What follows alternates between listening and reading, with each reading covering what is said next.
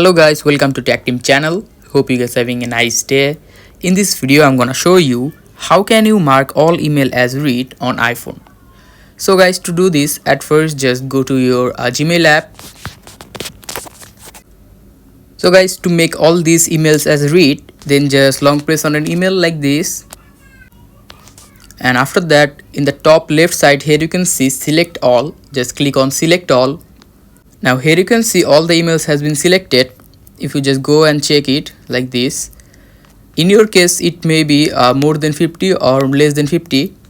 And after that, here you can see in the top right side there is a message icon. Just click on this message icon, and by clicking on this message icon all the emails will be read. Now go back and you will see all the emails has been read.